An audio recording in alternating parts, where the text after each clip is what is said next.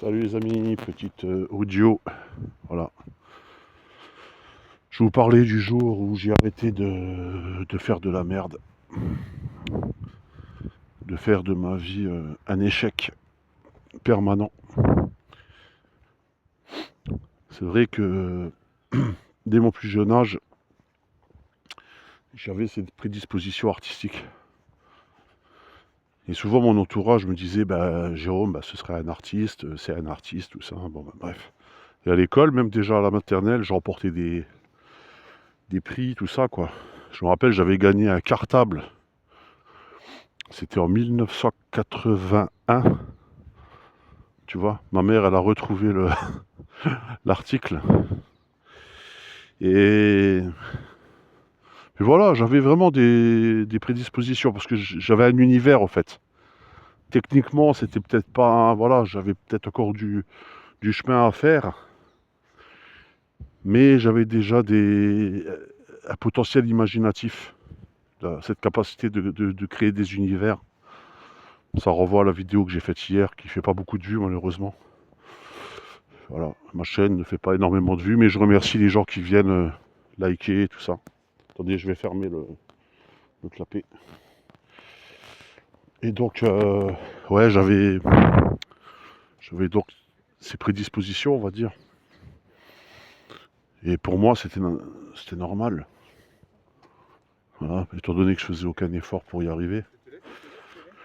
Je faisais absolument aucun effort pour y arriver. C'était quelque chose de naturel chez moi. Et les gens me disaient, oui, c'est génial, c'est super. Mes copains, je me rappelle, on avait dynamité les tours derrière chez moi. C'était le début du dynamitage. Bon, après, ils ont arrêté de le faire. C'était en 86. Donc, ils ont dynamité les tours à l'époque. Et à ce moment-là, j'ai fait une bande dessinée. On s'était mis dans mon grenier, tout avec les copains de l'école. Alors, j'avais 12-13 ans. Et en fait, on avait fait une bande dessinée sur le dynamitage des tours et c'était excellent. Et du coup, ça a été accroché à l'école et tout. J'étais assez fier de moi, on va dire.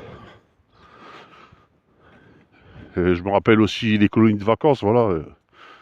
Colonies de vacances où j'avais animé, pareil, c'était les années 86, 87, vers là, tu vois. Et j'avais fait avec les diaporamas, ce qu'on appelait les diapositives à l'époque. Je sais pas si tu as connu les diapositives. J'avais fait tout un spectacle, j'avais dessiné sur des diapositives avec du papier calque. Tout un conte de fées, on va dire, dans l'esprit Heroic Fantasy. Surtout que moi, à l'instar de la vidéo que j'avais faite la dernière fois, j'étais super influencé par l'Heroic Fantasy, comme tous les jeunes de mon âge, hein, de l'époque. Hein. Voilà, on était tous influencés par ça. Donc ça avait vraiment cartonné, mon petit spectacle là, tu sais. Et c'est vrai que beaucoup misaient sur mes capacités artistiques. Et j'ai eu une prof, c'est la seule qui m'a encouragé, au fait, à faire vraiment quelque chose dans l'artistique, tout ça. Mais malheureusement, quand tu es issu d'une certaine classe sociale, moi je suis issu de la classe ouvrière, alors attention, je suis pas en train de dire je mets la faute sur les autres ou quoi, tu vois, mais t'y crois pas au fait. Tu sais, pour moi, c'était impossible de faire une carrière dans le milieu artistique, c'était inconcevable, quoi, tu vois. De faire les beaux-arts, tout ça, j'y croyais pas du tout, quoi. Donc tout doucement, j'ai laissé tomber. Puis après, tu rencontres des copains, tu sors, tu vas en boîte, et tu fais de la merde. Et tu fais de la merde. Moi, en ce qui me concerne, c'était plus le quepon qui m'intéressait. Plutôt le punk, on va dire, que le quepon. Parce que le quepon, c'est plus attribué à du rock français. Moi, j'étais attiré par le punk américain, voire anglais, mais plus américain. Et c'est vrai que quand j'ai découvert le punk rock, ça a été une claque pour moi, quoi. J'ai découvert ça en 89 avec un copain qui m'avait prêté une cassette, ou 88 même, hein, qui m'avait prêté une cassette et il y avait Michael Jackson sur une face avec l'album Thriller. Je sais même pas si l'album était complet. Et derrière, il y avait une musique qui me paraissait inaudible, mais que je me suis mis à écouter. Et dessus, il y avait The Damned, Sex Pistols, les Clash, un petit peu de Stranglers. Et ça a été un déclic pour moi, quoi. Dès que j'ai écouté ces premiers accords de guitare, cette musique, je me suis dit, ça y est, je suis tombé amoureux, quoi. Mais je savais toujours pas ce que c'était, quoi. J'avais que ça sur la face d'une cassette super mal enregistrée. Pourquoi? Parce que mon copain, sa sœur, sa frangine, elle sortait avec un quepon. Un quepon qui venait de Marseille, mais qui avait déjà au moins 30 balais, tu vois, à l'époque. Et le mec, il avait enregistré ça sur une cassette, tu vois, puis moi je connaissais pas du tout, du tout. Et au fil du temps, mes études et tout ça, je rencontre un copain qui lui était plus attiré par la New Wave, un peu style The Cure, avec les cheveux en l'air. Là, moi ça m'attirait pas trop ça. Et son frangin, pareil, il avait toute une collection de disques de punk rock qu'il avait récupéré chez un junkie qui lui échangeait les disques contre de l'argent pour de la dope, pour acheter de la dope. C'était un ancien punk des années 70, tu sais, le mec, qui est décédé depuis. Hein. Il est mort, je sais pas, à 40 ans, un truc comme ça, mais dans les années 90, tu vois. Et le mec, il avait toute une collection de disques, de vinyles, parce qu'il faisait des allers-retours en Angleterre, à Londres. À l'époque, c'était pas cher, tu vois, pour faire les allers-retours, dans les années 70. Et il allait squatter là-bas, et en même temps, il ramenait des disques. Et c'est là que j'ai découvert tout un univers. J'ai découvert tout un monde à travers le punk rock. Tu vois, tu vas voir le lien qu'il va y avoir avec la peinture aussi après. Et avec le dessin en général. Parce que pour moi, tout ça, c'était de la sous-culture. Ça faisait toujours partie de la sous-culture, quoi. Tu vois, je sais qu'à l'époque, en parallèle, il y avait aussi le hard rock, ce qu'on appelait le métal, tout ça. Que j'aimais bien aussi, mais... Enfin, le métal, j'étais plus attiré par les pochettes. Tu vois, Iron Maiden, tous ces trucs-là... c'était les pochettes qui m'attiraient. Surtout les vieux groupes de métal des années 70 que j'aime toujours, mais voilà, quoi. J'étais plus attiré par ce qu'on appelait le punk rock. Donc voilà, découverte du rock américain et tout. Alors là, ça a été vraiment incroyable pour moi.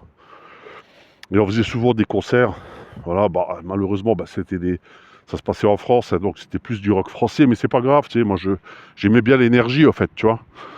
Et donc, voilà, quoi. Donc, c'était vraiment super au début. Voilà, au début de la découverte, là, c'était super parce que je fréquentais des gens vraiment incroyables, tu sais, qui s'intéressaient vraiment à ce milieu-là, qui étaient plus attirés par l'art, tu vois. Et moi, comme ça touchait l'artistique, j'aimais bien, tu vois. On avait monté un groupe de musique qui marchait pas trop mal, tu vois, dans le coin chez nous. Ça marchait pas mal quand même, tu sais. On a eu des petits articles et tout sur nous. On a dû faire en tout, 75-80 concerts à peu près. C'est pas énorme, mais c'est pas mal. Et après, j'ai reformé des groupes de musique. Voilà, là, je refais encore un peu de musique, mais plus tout seul, on va dire.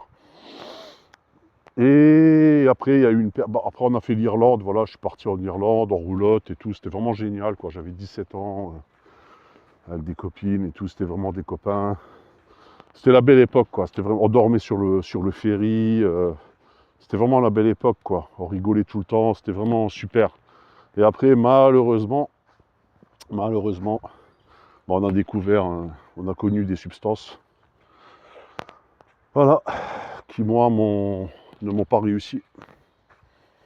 Qui ne m'ont pas réussi parce que ça m'a ouvert, on va dire, des champs de vision. Ça m'a ouvert des perspectives mentales, on va dire, des visions qui m'ont détruit, quoi. D'accord, ça m'a rendu parano, ça m'a rendu ouf, ça m'a rendu... Je vais pas rentrer dans les détails sur ma santé et tout, tu vois. C'est pas le but de la vidéo. Parce que j'aime pas trop parler de ma vie privée, tu vois. Mais voilà, ça m'a détruit, quoi. D'accord. Et parce que si tu veux, moi, naturellement, j'avais cette énergie, j'avais cette capacité d'imaginer, de rêver, tu vois.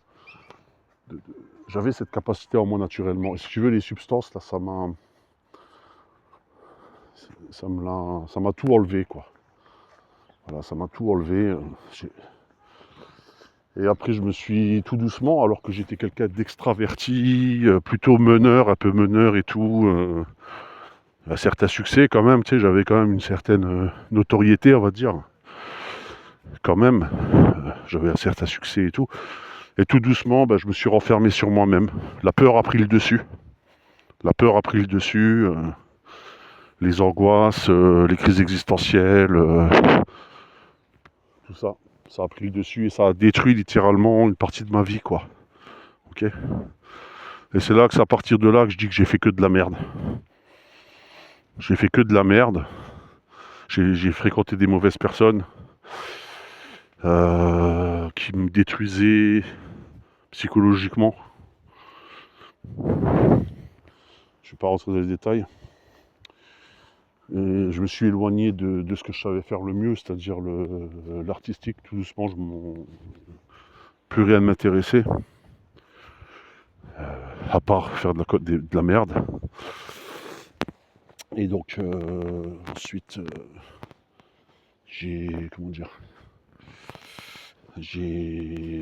voilà, jusque dans les années, on va dire 2000, hein, franchement 2000, on va dire plus de 10 ans de vie où j'ai fait que de la merde.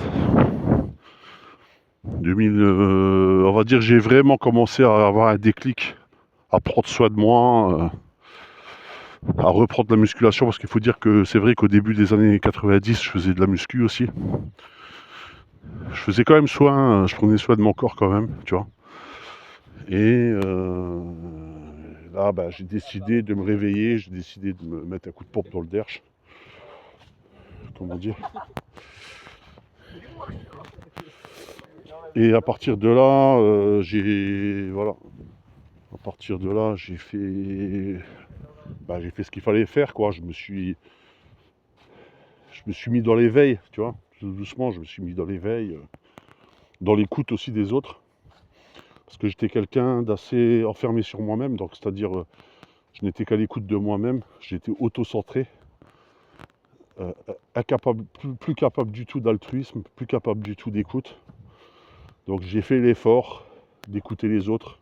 J'avoue que c'est pas toujours évident, même encore maintenant, j'ai un peu l'impression de perdre mon temps avec les autres, tu sais, j'ai un peu l'impression de rien apprendre, si tu veux, mais c'est un tort que j'ai parce que les gens, ils ont beaucoup à t'apprendre, notamment ce qu'on appelle les normaux-pensants, ou les golems, comme tu veux, tu sais, ce qu'on considère être des golems. Ces gens-là, en fait, ils t'apprennent beaucoup de choses. Et donc, ouais, donc si tu veux, j'ai repris le chemin artistique parce que pour moi, le chemin artistique, c'était une manière de refaire des liens, de recréer, surtout déjà à la base, de créer du lien. Je me foutais un petit peu de la technique, tout ça. Moi, ce que je voulais, c'était créer du lien, c'était sortir de ma carapace parce que ce qui est important aussi, c'est de sortir de soi-même. C'est intéressant de rentrer dans soi-même quand on a des choses intéressantes en nous, tu vois. Quand on n'a plus rien d'intéressant en nous, il faut en sortir, il faut sortir de cette merde. Parce que j'étais vide intérieurement, tu vois. Donc le vide appelle la matière. Donc j'allais chercher. Moi je suis un gars, j'ai toujours, à partir de là, j'ai toujours cherché, j'ai toujours mené une forme de quête pour aller mieux, pour me sentir mieux, pour être... voilà, comme si je voulais me racheter quelque part, comme si je voulais récupérer tout ce temps que j'avais perdu. Toutes ces années où j'étais tout seul, toutes ces années où j'étais en dépression, et c'est d'autant plus dur quand t'as personne qui t'écoute. Tu vois, quand t'as personne qui t'écoute, que t'as pas véritablement un entourage, même si, bon, ils te veulent du bien, mais ils comprennent pas ce qui t'arrive en fait. T'es tout seul dans ces moments-là. Donc ouais, ça a été chaud, quoi. Ça a été chaud et, et donc ouais. Et donc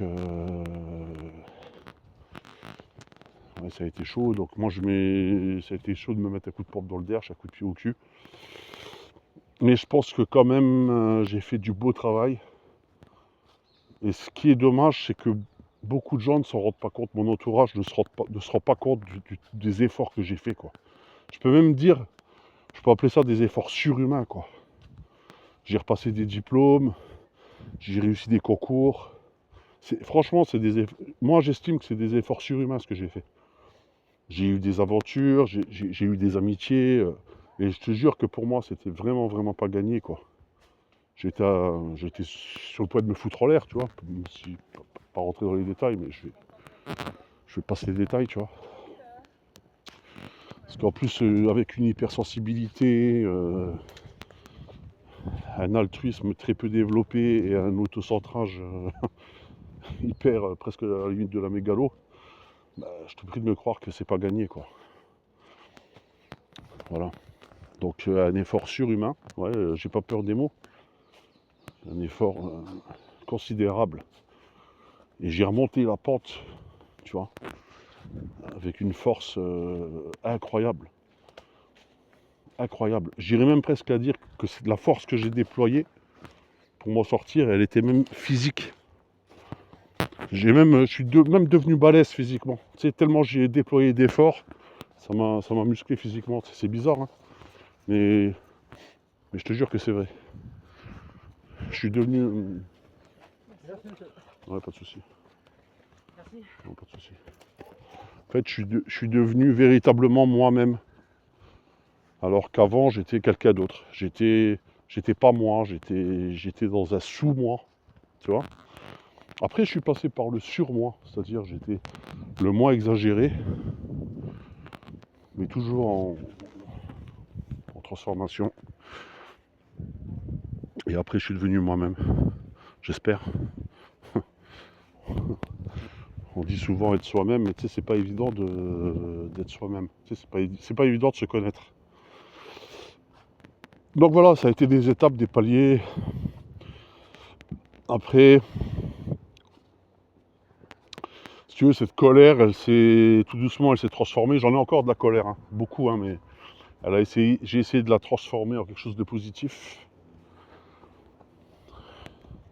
C'est pour ça que tu vois des fois mes œuvres, ce que je fais, ça peut paraître un peu bizarroïde pour certains, hein. Certains me disent ouais, c'est un peu étrange comme truc, tes dessins, tout ça, mais en fait c'est mon âme qui s'exprime, tu vois.